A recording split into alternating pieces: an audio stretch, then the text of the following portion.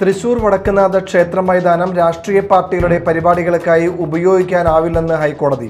ക്ഷേത്രത്തിന്റെ പവിത്രത കാത്തുസൂക്ഷിക്കേണ്ടതുണ്ടെന്നും രാഷ്ട്രീയത്തിന് അവിടെ സ്ഥാനമില്ലെന്നും കോടതി. അന്നമനട KSEB സബ്സ്റ്റേഷനിൽ ജീവനക്കാരന് നേരെയുണ്ടായ ആക്രമണത്തിൽ മാള പോലീസ് കേസ് രജിസ്റ്റർ ചെയ്തു. വൈദ്യുതി മുടങ്ങിയതിനെ തുടർന്നുണ്ടായ തർക്കമാണ് ആക്രമണത്തിൽ കലാശിച്ചതെന്ന് പോലീസ്.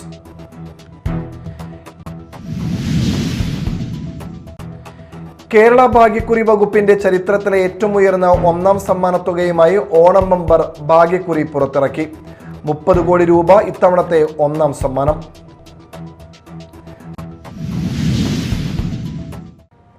നമസ്കാരം, ന്യൂസ് റൗണ്ടപ്പിലേക്ക് സ്വാഗതം. വിശദമായ വാർത്തകളിലേക്ക് പോകാം.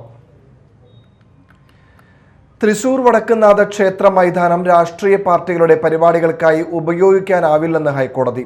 ക്ഷേത്രത്തിന്റെ പവിത്രത കാത്തുസൂക്ഷിക്കേണ്ടതുണ്ടെന്നും രാഷ്ട്രീയത്തിന് അവിടെ സ്ഥാനമില്ലെന്നും കോടതി വ്യക്തമാക്കി. എല്ലാ സർക്കാർ പരിപാടികൾക്കും മൈതാനം അനുവദിക്കേണ്ടതില്ലെന്നും കോടതി പറഞ്ഞു. തൃശൂർ തേക്കിൻകാട് മൈതാനം രാഷ്ട്രീയ പാർട്ടികളുടെ പ്രതിഷേധങ്ങൾക്കും പൊതുസമ്മേളനങ്ങൾക്കും ഉപയോഗിക്കാനാവില്ലെന്ന് ഹൈക്കോടതി ഉത്തരവിട്ടു. ജസ്റ്റിസ് വി രാജ വിജയരാഘവനും ജസ്റ്റിസ് KV ജയകുമാറും ഉൾപ്പെട്ട ഡിവിഷൻ ബെഞ്ചാണ് നിർണായക ഉത്തരവ് പുറപ്പെടുവിച്ചത്. വടക്കുന്നാഥ ക്ഷേത്രത്തിന്റെ പവിത്രത സംരക്ഷിക്കേണ്ടത് അനിവാര്യമാണെന്നും ക്ഷേത്രകാര്യങ്ങളിൽ രാഷ്ട്രീയത്തിന് സ്ഥാനമില്ലെന്നും കോടതി നിരീക്ഷിച്ചു. അതിനാൽ ക്ഷേത്ര മൈതാനം രാഷ്ട്രീയ ആവശ്യങ്ങൾക്കായി അനുവദിക്കാനാവില്ലെന്ന് ഉത്തരവിൽ വ്യക്തമാക്കി. എല്ലാ സർക്കാർ പരിപാടികൾക്കും മൈതാനം അനുവദിക്കേണ്ടതില്ലെന്നും കോടതി പറഞ്ഞു. ദേവസ്വം ബോർഡുകളുടെയും മറ്റ് ക്ഷേത്രങ്ങളുടെയും പരിപാടികൾക്ക് ഫീസ് ഈടാക്കാതെ മൈതാനം അനുവദിക്കാമെന്നും മറ്റു സർക്കാർ വകുപ്പുകളുടെ പരിപാടികൾക്ക് നിശ്ചിത ഫീസ് ഈടാക്കാമെന്നും കോടതി നിർദ്ദേശിച്ചു. സാംസ്കാരിക പരിപാടികളുടെ കാര്യത്തിൽ കൊച്ചി ദേവസ്വം ബോർഡിന് യുക്തമായ തീരുമാനമെടുക്കാമെന്നും മൈതാനത്തിലെ നിശ്ചിത ഭാഗങ്ങൾ മതപരവും സാംസ്കാരികവും വാണിജ്യപരവുമായ ആവശ്യങ്ങൾക്കായി താൽക്കാലികമായി വാടകയ്ക്ക് നൽകാമെന്നും കോടതി വ്യക്തമാക്കി. ദേവസ്വം ബോർഡ് സമർപ്പിച്ച അംഗീകൃത പട്ടികയിലുള്ള പരിപാടികൾക്ക് ഇനി ഓരോ തവണയും കോടതിയുടെ മുൻകൂർ അനുമതി ആവശ്യമില്ലെന്നും ഉത്തരവിൽ പറയുന്നു. അതേസമയം മൈതാനത്ത് മാംസാഹാരവും പ്ലാസ്റ്റിക് ഉപയോഗവും പാടില്ലെന്നും കോടതിയുടെ പ്രത്യേക അനുമതിയില്ലാതെ സ്ഥിരമോ താൽക്കാലികമോ ആയ നിർമ്മാണ പ്രവർത്തനങ്ങൾ നടത്തരുതെന്നും വലിയ ശബ്ദത്തിലുള്ള മൈക്ക് സെറ്റുകൾ ഉപയോഗിക്കരുതെന്നും ഹൈക്കോടതി നിർദ്ദേശിച്ചിട്ടുണ്ട്. Media time, Kochi. Annamanada KSEB സബ്സ്റ്റേഷനിൽ ജീവനക്കാരന് നേരെയുണ്ടായ ആക്രമണത്തിൽ മാള പോലീസ് കേസ് രജിസ്റ്റർ ചെയ്തു. വൈദ്യുതി മുടങ്ങിയതിനെ തുടർന്നുണ്ടായ തർക്കമാണ് ആക്രമണത്തിൽ കലാശിച്ചതെന്ന് പോലീസ് പറയുന്നു. സംഭവത്തിന്റെ CCTV ദൃശ്യങ്ങളും പുറത്തു വന്നിട്ടുണ്ട്. അന്നമനട 33 KV സബ്സ്റ്റേഷനിലെ താൽക്കാലിക ജീവനക്കാരൻ നിധിനെയാണ് ഒരു സംഘം യുവാക്കൾ മർദ്ദിച്ചതായി പരാതി. വൈദ്യുതി മുടങ്ങിയതിനെ തുടർന്ന് ഓഫീസിലെത്തിയ സംഘം ജീവനക്കാരെ അസഭ്യം പറയുകയും തുടർന്ന് മുളവടി ഉപയോഗിച്ച് നിധിനെ ആക്രമിക്കുകയുമായിരുന്നു എന്നാണ് പരാതി. സംഭവത്തിൽ നിധിന് പരിക്കേറ്റതിനെ തുടർന്ന് മാളയിലെ സ്വകാര്യ ആശുപത്രിയിൽ ചികിത്സ തേടി. ആക്രമണത്തിന്റെ CCTV ദൃശ്യങ്ങൾ പുറത്തു വന്നതോടെയാണ് സംഭവം വ്യാപക ചർച്ചയായത്. ഇതിനു പിന്നാലെ മാള പോലീസ് കേസെടുത്ത് അന്വേഷണം ആരംഭിച്ചു. അർജന്റീനയും ഇംഗ്ലണ്ടും തമ്മിലുള്ള ലോകകപ്പ് സെമിഫൈനൽ മത്സരത്തിന് മുമ്പ് രാത്രി 11:20 അന്നമനട പ്രദേശത്ത് വൈദ്യുതി മുടങ്ങിയിരുന്നു. രാത്രി 12:30 ആരംഭിക്കാനിരുന്ന മത്സരം കാണാനൊരുങ്ങിയിരുന്ന സമയത്താണ് വൈദ്യുതി തടസ്സപ്പെട്ടത്. ഇതിന് പിന്നാലെയാണ് ഒരു സംഘം സബ്സ്റ്റേഷനിലെത്തി ജീവനക്കാരെ ആക്രമിച്ചതെന്നാണ് പരാതി. സംഭവത്തിൽ കോൺഗ്രസ് അനുകൂല സംഘടനകളും പ്രതിഷേധവുമായി രംഗത്തെത്തി. അതേസമയം സംസ്ഥാനത്തിന്റെ വിവിധ ഭാഗങ്ങളിലും ഫുട്ബോൾ മത്സരം നടക്കുന്നതിനിടെ വൈദ്യുതി മുടങ്ങിയതിനെ തുടർന്ന് പ്രതിഷേധങ്ങൾ അരങ്ങേറി. തൃശൂർ എരുമപ്പെട്ടിയിൽ KSEB ഓഫീസ് DYFI പ്രവർത്തകർ ഉപരോധിക്കുകയും മലപ്പുറം പരിയാപുരത്തെ KSEB ഓഫീസിൽ മെഴുകുതിരി കൊളുത്തി പ്രതിഷേധം സംഘടിപ്പിക്കുകയും ചെയ്തു. Media time, Mala. കേരള ഭാഗ്യക്കുറി വകുപ്പിന്റെ ചരിത്രത്തിലെ ഏറ്റവും ഉയർന്ന ഒന്നാം സമ്മാനത്തുകയുമായി ഓണം ബമ്പർ ഭാഗ്യക്കുറി പുറത്തിറക്കി. 30 കോടി രൂപയാണ് ഇത്തവണത്തെ ഒന്നാം സമ്മാനം. ടിക്കറ്റുകൾ ഈ മാസം 20 മുതൽ വിപണിയിൽ ലഭ്യമാകും. കേരള ഭാഗ്യക്കുറി വകുപ്പിന്റെ ചരിത്രത്തിലെ ഏറ്റവും ഉയർന്ന സമ്മാനത്തുകയുമായി ഓണം ബമ്പർ ഭാഗ്യക്കുറി മുഖ്യമന്ത്രി VD സതീശൻ പുറത്തിറക്കി. മുഖ്യമന്ത്രിയുടെ ഓഫീസ് ചേംബറിൽ നടന്ന ചടങ്ങിലായിരുന്നു ടിക്കറ്റ് പ്രകാശനം.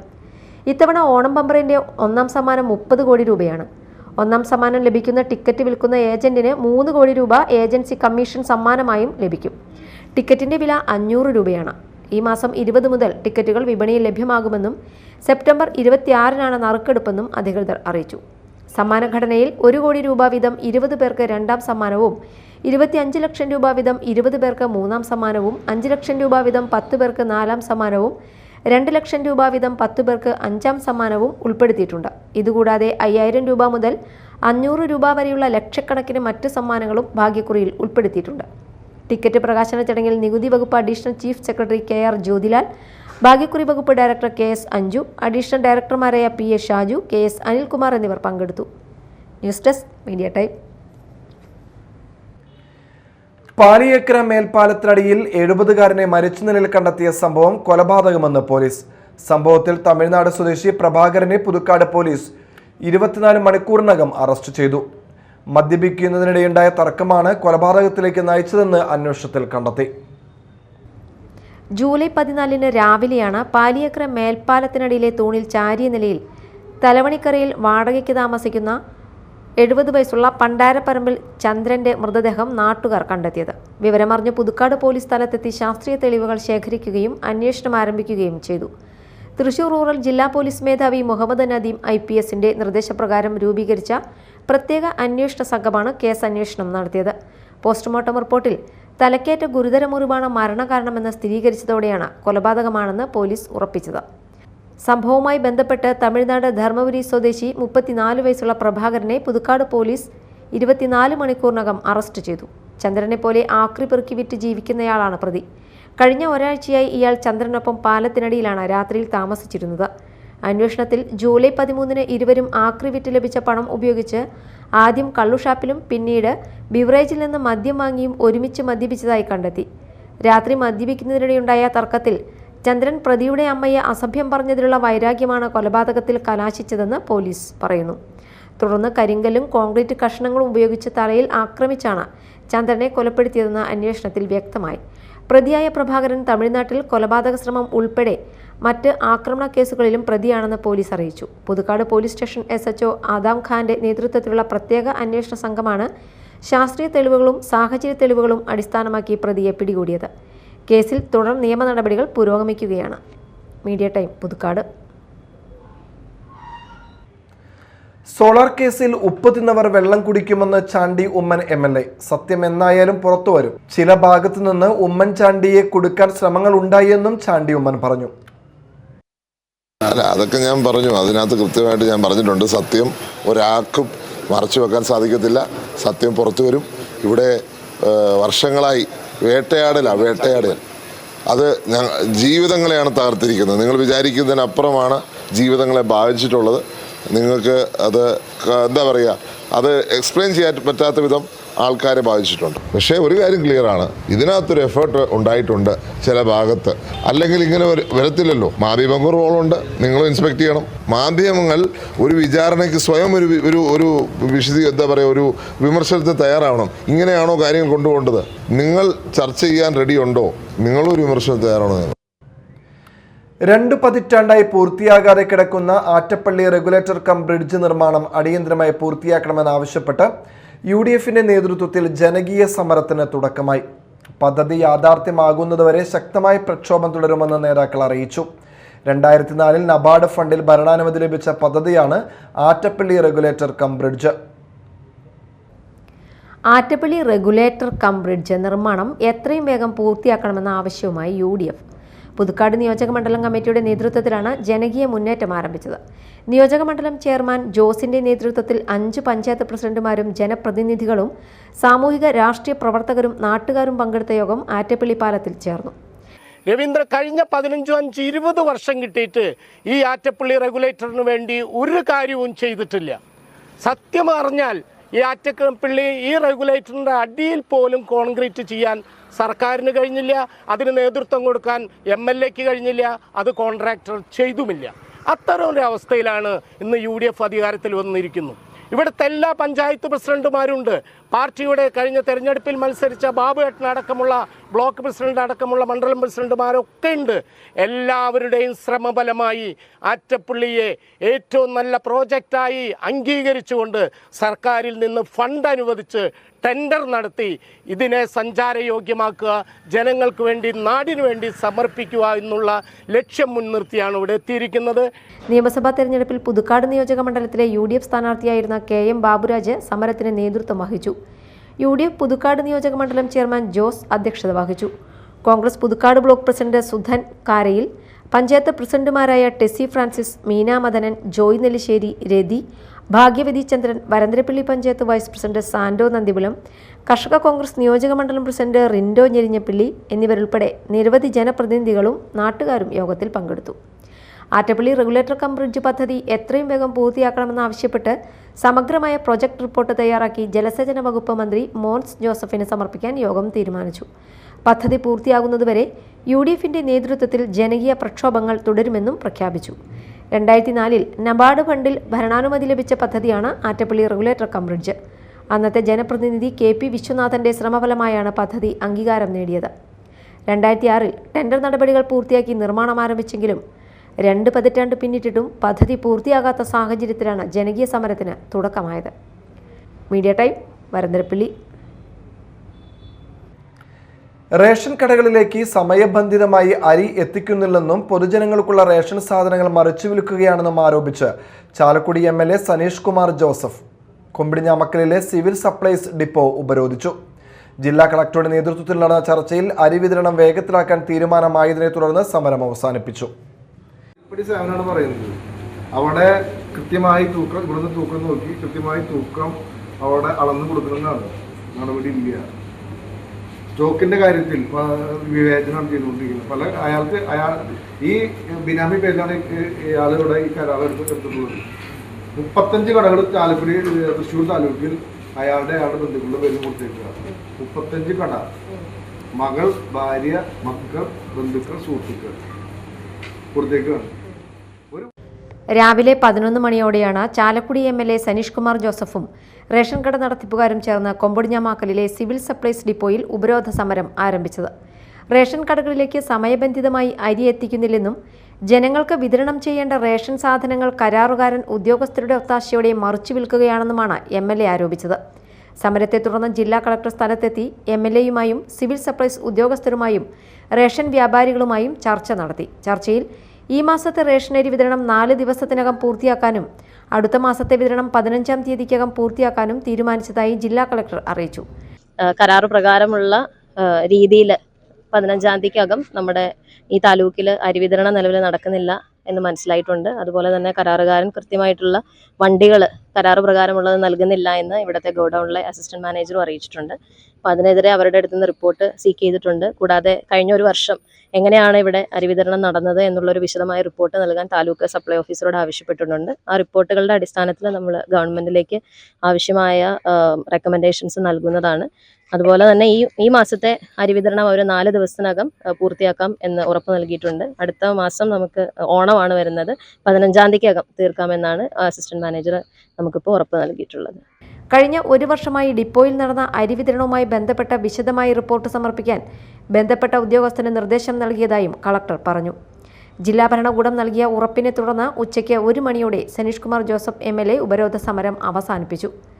Media time, Aloor. വാർത്തകൾ ഒറ്റനോട്ടത്തിൽ.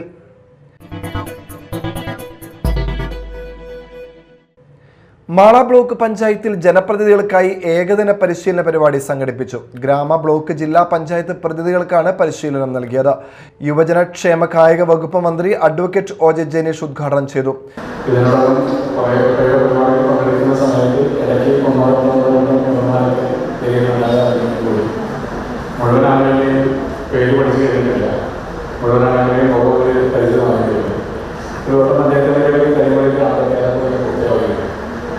ആദ്യഘട്ടത്തിലെ തിരക്കുകൾ കുറച്ചധികമായതുകൊണ്ടാണ് സാധാരണ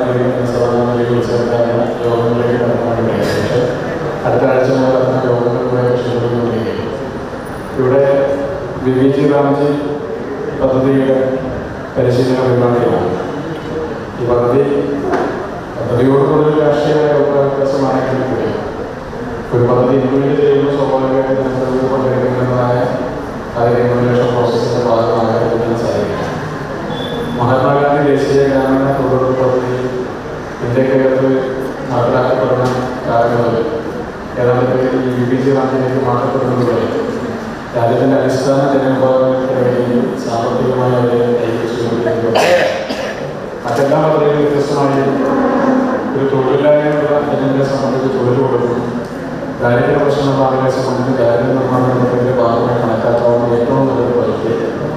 ബ്ലോക്ക് പഞ്ചായത്ത് പ്രസിഡന്റ് സുഭാഷിണി രാജീവ് അധ്യക്ഷത വഹിച്ചു. ജനപ്രതിനിധികൾ പങ്കെടുത്ത് സംസാരിച്ചു.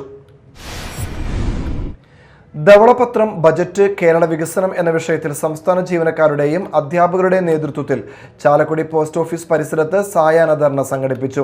കേരള AKGCTA ജില്ലാ സെക്രട്ടറി MC ഗിരീഷ് ധർണ ഉദ്ഘാടനം ചെയ്തു. KGOI ജില്ലാ കമ്മിറ്റി അംഗം V രാജേഷ് ചന്ദ്രൻ അധ്യക്ഷനായി. NGO യൂണിയൻ ജില്ലാ സെക്രട്ടേറിയറ്റ് അംഗം KM Manjesh, S Naveen, PA Shafeeq എന്നിവർ സംസാരിച്ചു. ചാലക്കുടി എക്സൈസിന്റെ നേതൃത്വത്തിൽ ചാലക്കുടി റേഞ്ചിലെ വിവിധ ഭാഗങ്ങളിൽ നടത്തിയ പരിശോധനയിൽ അനധികൃതമായി മദ്യം കൈവശം വെച്ച കേസിൽ 3 പേരെ അറസ്റ്റ് ചെയ്തു. കുറ്റിക്കാട് പള്ളിക്ക് സമീപം കുറ്റിക്കാട് വീട്ടിൽ റപ്പായി, മേലൂർ കൂവക്കാട്ടുകുന്ന് പനമ്പിള്ളി വീട്ടിൽ ബിജ്, കുറ്റിച്ചിറ കല്ലിങ്ങപ്പുറം രതീഷ് എന്നിവരാണ് അറസ്റ്റിലായത്. അതിഥി തൊഴിലാളികൾക്ക് മദ്യം നൽകാനായി സൂക്ഷിച്ച 16 ലിറ്റർ മദ്യം മുൻ അബ്കാരി കേസിലെ പ്രതിയായ രതീഷിനെ കോടതി റിമാൻഡ് ചെയ്തു. അനുവദനീയമായ അളവിൽ കൂടുതൽ മദ്യം സൂക്ഷിച്ചതിന് റപ്പായി, ബിജി എന്നിവർക്കെതിരെ കേസെടുത്തു. പൂപ്പത്തി സരസ്വതി വിദ്യാലയം ലഹരി വിരുദ്ധ സെമിനാർ സംഘടിപ്പിച്ചു. ഗ്രാമപഞ്ചായത്ത് പ്രസിഡന്റ് ഔസേപ്പച്ചൻ ജോസ് അധ്യക്ഷത വഹിച്ചു. Excise inspector Saneesh Babu class നയിച്ചു. നാർക്കോട്ടിക് സെല്ല് ഇങ്ങനെ ഒരു ഉദ്യമമായി ഇറങ്ങിയത് എന്ന് വെച്ചാൽ ഞങ്ങൾ എത്ര പേരെ പിടിച്ച് ജയിലിൽ അടച്ചിട്ടും നമ്മുടെ നാട്ടിലേക്കുള്ള ഡ്രഗ്സിന്റെ ഒഴുക്ക് നിൽക്കുന്നില്ല, അല്ലേ? ഡ്രഗ്സ് ഇങ്ങനെ വന്നുകൊണ്ടിരിക്കുകയാണ്.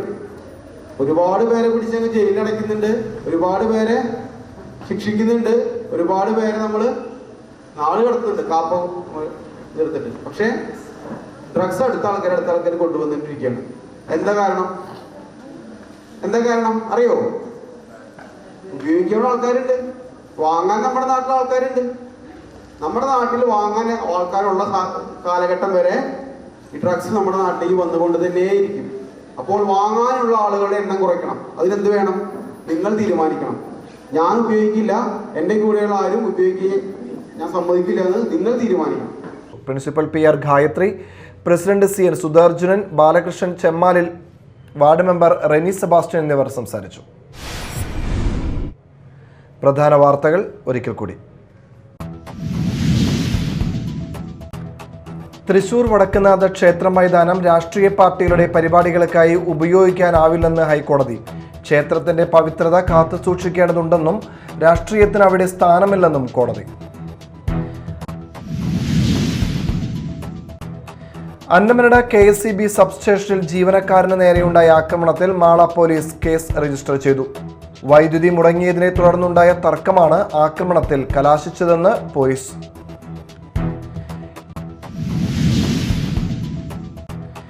കേരള ഭാഗ്യക്കുറി വകുപ്പിന്റെ ചരിത്രത്തിലെ ഏറ്റവും ഉയർന്ന 1ാം സമ്മാനത്തുകയുമായി ഓണം ബമ്പർ ഭാഗ്യക്കുറി പുറത്തിറക്കി. 30 കോടി രൂപ ഇത്തവണത്തെ 1ാം സമ്മാനം.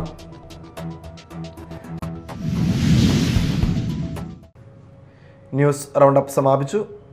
നമസ്കാരം.